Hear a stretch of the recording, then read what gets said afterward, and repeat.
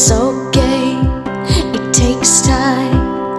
I know Welcome back to Strong, everybody. I'm so excited to bring our next guest. We have a really special treat today. We're traveling around the world again, but before we get to our guest, I'm so excited to have you back again. And if you're here for the first time, welcome to the journey. Strong is about connecting real people all over the world. We want to be creating global communities that can be sharing our life stories with the aim of empowering the youth with support, because I believe that it's time that we bring everyday people right to the platform and make our youth feel inspired by the people who surround them every day. We're going to travel, obviously virtually, but it would be amazing to go there in person one day. But we're going to travel around the world and meet our very next guest, Stephanie. Stephanie's based in Bali right now, and there's a story behind why, but we're just going to get started. Hi, Stephanie. How are you? Hi, Maria. Hi, everyone. I'm I'm so doing great. Thank I'm you. so excited to see you and so jealous of your surroundings. You know, it's this time of the year where we're talking about summer vacation and traveling, and unfortunately this year it doesn't look very positive, for me to be getting away and doing what I normally do. So I'm very jealous of what I see behind you. We're in the middle of very specific conditions. So yes, of course, it's not the best time right now to travel, but hopefully borders will reopen soon. So tell us And where I'm you quite are. lucky. I'm in Bali actually for this time. Tell us where you are based in Bali, and what brings you to Bali. So I'm currently based in Seminyak, which is on the southwest coast of Bali. Bali is it's a big island. There's around 4 million inhabitants living there, Balinese people. And it's one of 17,000 islands in Indonesia. There are many islands here. Amazing. And And why are you there, Stephanie? What brought you to Bali? so I came here a few months ago in November to visit the island and to work from here because I work as a digital nomad now, which means that I have my business online and I travel. So I've been a digital nomad for 3 years and I have a nomadic lifestyle, which means every month or every 2 months I travel to a different country to visit and to work from there. That's amazing. So you went to Bali to find a new space for work, and it's now June. We're right at the beginning of June, and you're still there. I was actually supposed to go back to France because I'm French for the summer to visit my family and work from there for a few months because I can work from anywhere in the world. And well, with what happened in the lockdown, currently we're not like it's very hard now to travel, and I didn't know if I could make it back here to Bali or to any other place. So I decided to stay here and to extend my stay for another year. Actually, Wow. time. So what does that feel like for you right now, being in Bali for an extended period of time? It's a special feeling, I must say, because for 3 years I've been traveling a lot and changing places every 2 weeks, every month, sometimes every 2 months, but that's more rare. And now coming back to a more to a home is actually a great feeling that I haven't had for a while Okay. since I've started traveling. So And it's a new way of life now starting. what's it like to be living a nomadic lifestyle for anyone that has, I mean, I would have no idea. The idea just sounds really amazing and freeing, but what's it really like? So it's very empowering actually to live in a different place, to learn new languages, to learn about new cultures, and to see the world from a different perspective. I decided to live like that because it was calling me. I had this desire, for freedom, for exploration, self-exploration as well, and this became naturally my normal way of life because it's been very trendy for like the last 5 years, to travel and work online. Hmm. So there's this community that we call digital nomads, and I got in touch with a lot of them, and I started to understand how they live, and I started living my own life as well like this. So it's different every day because we change environment regularly. Like it's not like when you move city and you go to another city in the same country, because here I need to readapt every month, every 2 months to a different currency, to a different language, to different norms, values, a different environment. Um, People are different, you know, in Asia. They're also different in South America. They don't expect the same things from you. It's not the same way of living. So it's always about readapting to the world around you and to new environment, which is what I like actually in traveling. In hearing you say that, a couple of things come to my mind. One being, you know, the saying, get comfortable being uncomfortable. How true is that for you and your lifestyle? That's a great question. I've become now very familiar with the unknown, actually. I used to be very fearful and to be scared of traveling alone. And I remember when I left France 5 years ago, I had this idea of traveling and of living my life differently, but I was like, oh, I don't have a partner. I don't have someone to travel with me or a friend. And you know, it's harder to travel alone, but um, I really enjoyed that since the beginning, and so I decided to give it a go. And now it's actually become my habit to always being unable to predict what's going to happen. You know, it takes a few times in the beginning, like maybe 5, 10 times to realize that going abroad or like doing something different is not actually going to kill you, but it's empowering you. And so I learned over the years, over the last 3 years, to see the mountain, the difficult project, or like the amazing idea I had, and to just realize that it's just a mountain. I need to climb it step by step. And in the end, once you're on top of the mountain, you look back and you say, no, it wasn't that hard actually. This is all in my mind. And so I did it like this every month.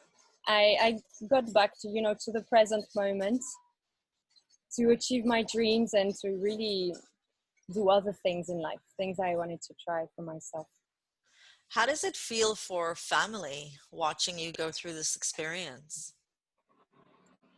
My family has been very supportive, though my sister would love me to be in France with her and to share more time with her and her family. But it's like everything in life.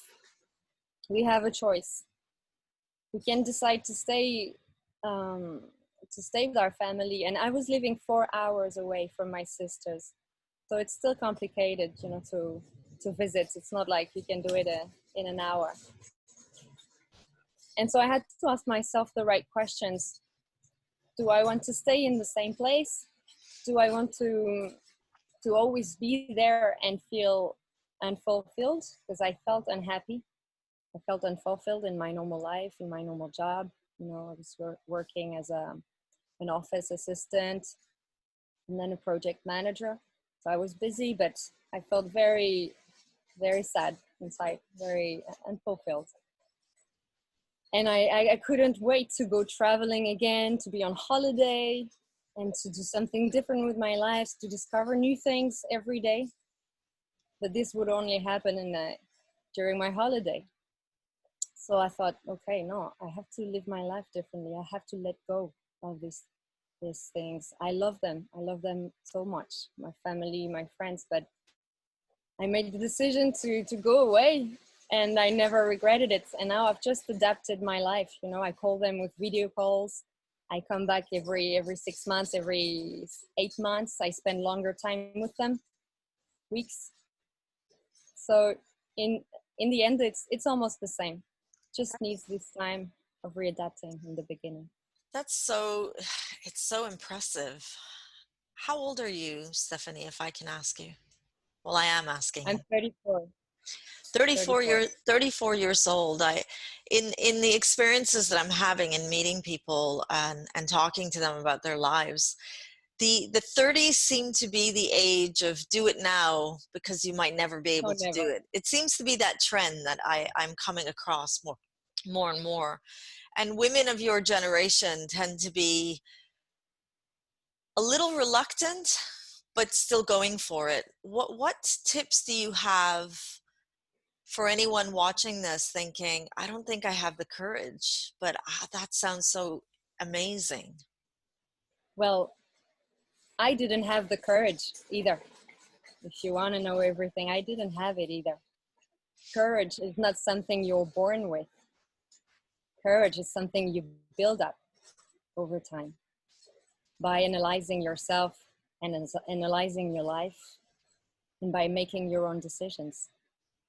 I think it's a path that we all have to choose at some point in our lives, whatever we decide or not.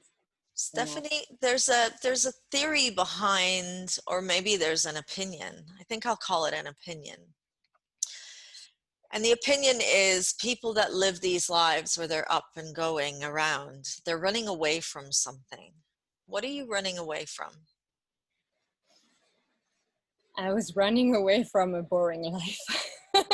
Okay. Because you know what I learned? Um, I learned that no matter where we live, we still get these emotional ups and downs. Being in the same house with a safe job or living abroad with more uncertainty, let's say, it's still the same thing. You wake up in the morning, you don't know what your day is going to be like emotionally, and you have to face it and to deal with it. And I, I was not running. I didn't run away when I left 5 years ago. I just was eager, for adventure, for excitement, for life. I wanted to feel alive again. And I was bored after working 5-6 years in the same company, in the same job, having only one perspective in life, which was to have a family, to get a better promotion, to make more money, to get a loan, buy a house, and to get married. And I think for a lot of people, it's what they want, it's what they're looking for. But for me, I wanted more. I wanted to learn. I wanted to explore. I didn't really know what I wanted in the end, but I learned along the way that I just wanted to improve and to see the world and to be more happy. What do you think you want now? Now I want to settle down. That's really interesting. I've explored the world. I've seen many continents. I've suffered burnout and depression. So I've gone through a lot of things. And now I just feel like I want to have more peace, be more calm, like go back to a home, build a family, have a relationship, because it's harder, of course, when we travel. We see a lot of the world and its beauty, but we don't have so much, like, so many opportunities to meet someone and to have a family while traveling. It's harder. It But it's not is. always. It's a challenge, it is, but nothing can be more challenging than finding a new home and starting a Yes. new life as you have through these experiences. Talk to us a little bit about the time in your life when you were struggling with depression. Yes. So um, this started 4 or 5 years ago in 2016, 4 years ago. I mean, it started a year or two before. I left France at the age of 28, wanting to travel the world. And I went to the other side, the opposite side of the planet, decided to go to New Zealand just because it was far and it would take me somewhere else. And I was eager really to learn and to explore. And I worked there as a wedding manager and event planner for a few years, which led me to burnout in the end, because I worked 14 hours a day, didn't have time for myself, woke up very early, finished really late at night. I had lots of responsibility and stress on my shoulders. And it gradually led me to, to feel anxious, stressed, to feel pressured, to feel unhappy. But I didn't have time to ask myself why I felt unhappy and sad. And slowly I slowly began, to doubt myself, to have less confidence. Hear the birds. So beautiful. And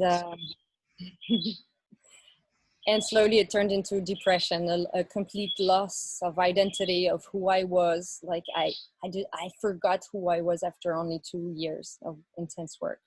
I forgot what I liked doing. I used to like singing, dancing. I was very outgoing.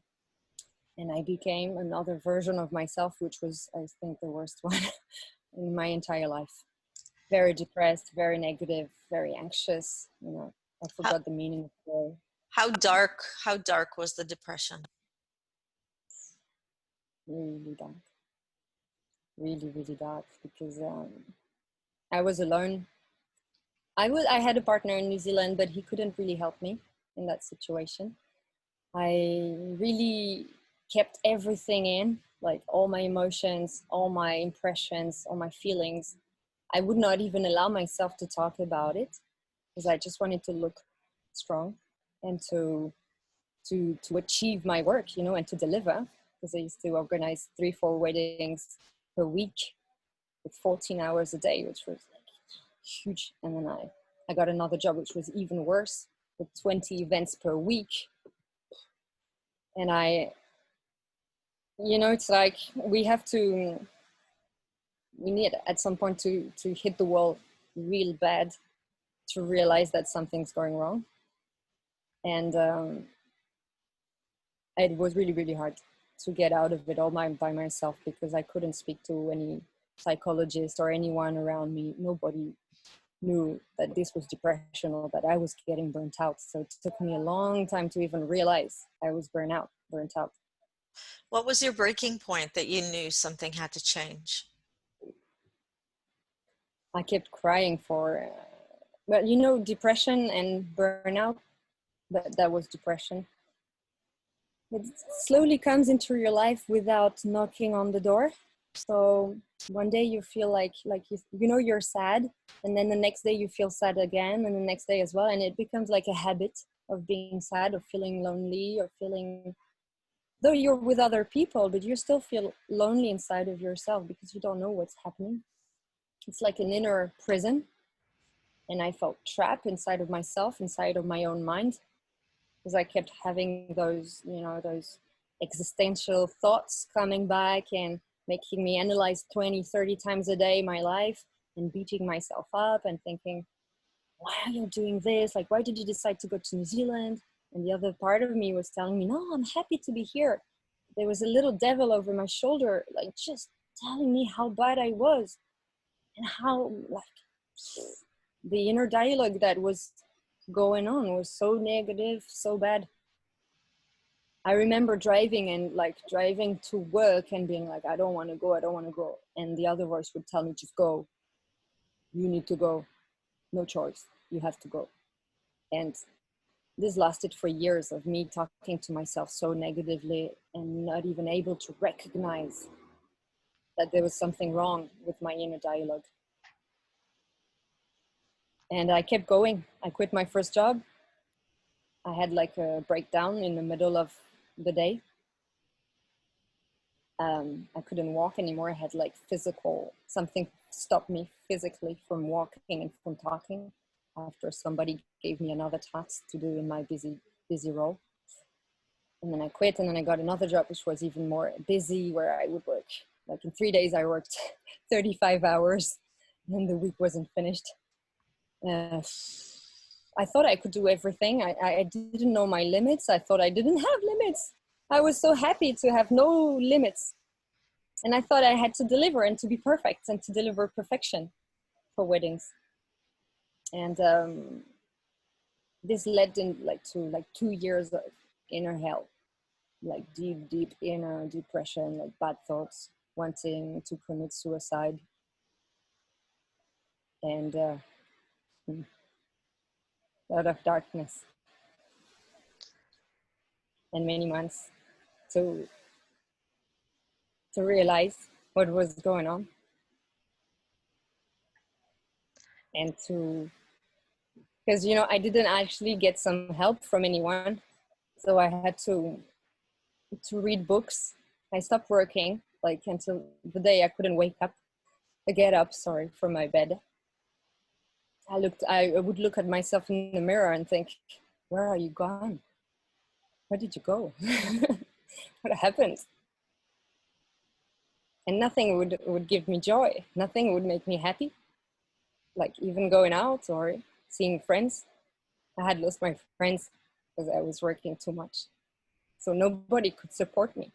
I was too far away and I didn't have friends anymore. And so I decided to go for like a yoga retreat because I was so lost. And I stayed there for 6 months. I volunteered there to get my shit together and to learn meditation and yoga. And I started what happens is that when the mind is so busy trying to survive and to cope every day with what's happening, it's like there's absolutely no self-distance. It's impossible to understand what's going on. And the only way to understand what's happening within is to slow down and stop for a long time. And I stopped for 6 months, almost to 1 year. And even after that, I still felt very weak within. I knew I was going through depression. And so I started, analyzing the patterns. I would notice that I would have 2 weeks pretty much okay. And then 3 weeks down the hole, feeling miserable, feeling like nothing mattered, like everything was dark, gray. The taste of food, I lost the taste of food for a long time. Stephanie, you're here talking to me today after how many years since that moment when you felt, I don't like looking at myself in the mirror?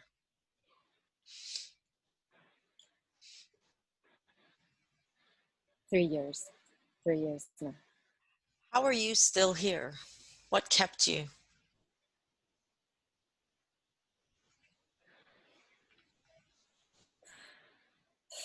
That's a big question. I don't know. Because I couldn't commit suicide. And no, it's because I am inside of me. I think I'm a fighter. And I just took it day by day. I took it easy, step by step. And I thought, okay, you will get out of this, hopefully, one day. And you'll share your story. You'll just share your story. It didn't come straight away, but I started writing in my journal the hell I was living inside of my head, the thoughts I was having, the despair, how lost I felt, and how meditation was helping to relieve this for like few minutes a day. And then I realized, okay, there's something I need to change. And then I met this guy who was a digital nomad, who was living his life traveling the world, and who looked pretty happy, pretty satisfied, with less money, with less material things. And I thought, okay, maybe that's a way out, or maybe whatever could be a way out. I just needed a project. And I decided to become a freelancer and to set up my company and to travel the world. I had nothing better to do. So I guess that helped me to get out of this. And slowly I found more happiness and like more little goals, more little steps to celebrate every day. Stephanie, talk to me about your upbringing. What was it like to be a younger Stephanie? Younger Stephanie was always smiling, quite positive, very serious. Like I always tried to please people, to please my mother, to please my friends, to be nice and kind, perfect, have good marks at school. I would be a little clown as well and make people laugh. I was very bubbly, very positive. Um, but then I realized that my education was very strict. Actually, I didn't have much freedom at all. I wasn't allowed to see my friends outside of school, and even during high school, like I would have to come back at this time. Everything was pretty strict at home. But yeah, I would say a normal kid, you know, with brothers and sisters, normal parents, normal life. So I know, being a parent of a young adult who did commit suicide, one of the questions I'm always asking myself, could I have stopped it? Did we raise her well? How do you respond to that? I think I'm sure you did. Like, there's no doubt. Because Do you over feel during, do you feel that your upbringing prepared you for your adulthood? not at all, not at all. I think nobody's able to prepare us for adulthood. What we can try to do is guide somebody the best way we can, but the things we cannot predict is the decisions that our kids are going to make, because we are all unique. Yeah, we Even are. though society has very strict standards of how we should be, who we should become, and what we should do, this is a lie. We are not the same. We all function differently with different desires and different ways of expressing. How do you advise young people watching this, or parents watching this? Like, what wisdom can you offer them now, being, the younger Stephanie, who came from a good upbringing? She was bubbly. She was probably the most likely to succeed according to the standards of Yes. society, having a loving family back in France. You decided to take the adventure, which is what we tell young people to do. You see an adventure, take it, do it, make your life worth living the way that you feel that you can. So you've ticked all the boxes, you've done everything, but still you went through those dark days. You had burnout, you struggled with depression, and not too long ago was really dark for you, but you've made it to the end, and you are at the light at the end of the tunnel, and you're here. Yes. And I know a lot of I people would. don't make it to where you are. What I think tips? that what Sorry. is really important. No, sorry. Um, Yeah, no, what can you tell a young person, or a young at heart, or anyone mm, that's going through that darkness, to tell them not to give up? Or what do you say? I because I've been there myself, and it seemed like it lasted forever, and 3 years of my life felt like forever. I had these thoughts that this hell cycle will never end. You know, I really like today. I'm so happy I'm here today to tell that it's possible. There is a way out, and it all that matters is how we take it and how we use it as an opportunity to grow. That's what I've learned. And when I was really depressed in the worst moments, I would just try to hold on to positive things. And I remember somebody told me one day that everything was impermanent in life, and that she was away from her boyfriend and she couldn't see him for, like, she hadn't seen him in 9 months. And I said, how are you coping? How are you dealing with this? And she said, it's okay, because now I know that everything is impermanent in life. So these circumstances will change. Like, wow, she's so positive about it. And I realized, yes, my depression will reduce and I will be happy again one day. It's just that I'm unable to visualize it right now because I'm so much in my cycle of negative emotions and my negative self-talk. I'm unable to see it, but it gave me hope. And I think that what is really important to teach our kids is the ability to trust that one day things will change and that life is made of ups and downs. Life is about learning to navigate between ups and downs. There will always be good days and there will always be super bad days. That is so beautiful. So well said, Stephanie. You're a young woman, and so you've learned so much on this journey of your life. Where do you see yourself moving forward? You talked about being settled and wanting to settle, wanting that peace. Are you a little bit afraid of going back to the idea of settling down, or does it look different for you? Yes, I'm afraid. Even though I travel the world all by myself, I'm still afraid of the most like simple things. Like we all are.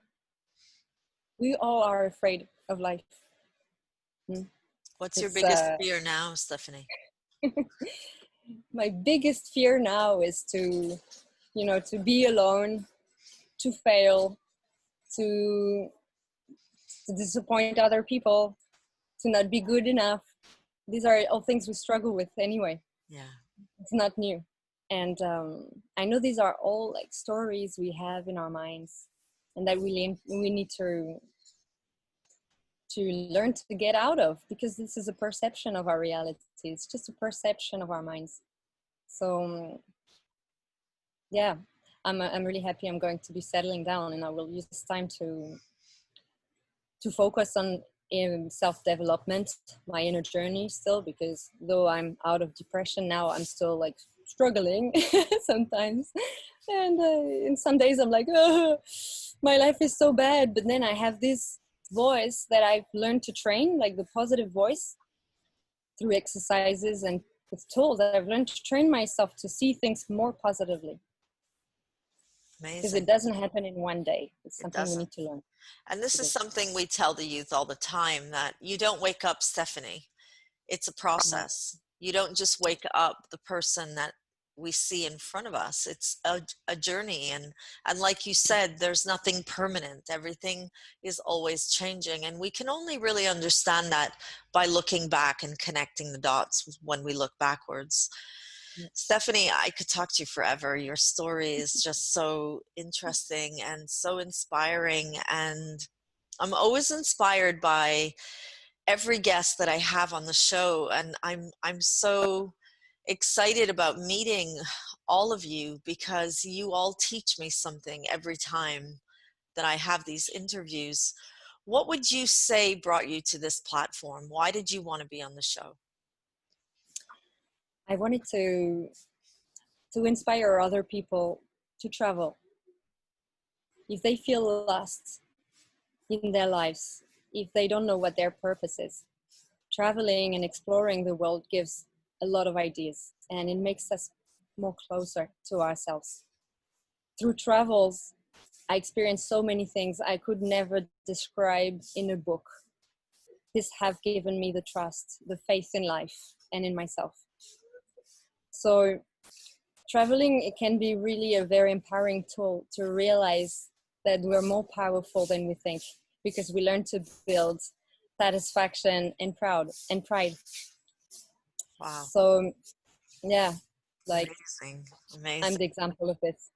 You're a beautiful example of it. Thank you so much, Stephanie. Thank you for joining us.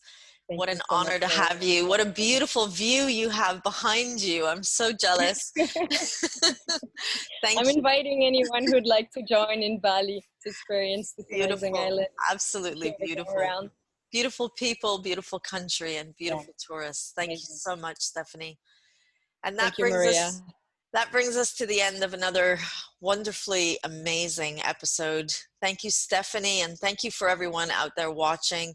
I hope you enjoyed this episode, and I hope that you feel connected to yet another guest who has shared her life story so that we could be connecting the youth with support and empowerment. Thank you for watching, and we'll see you again next week when we bring another amazing guest to Strong.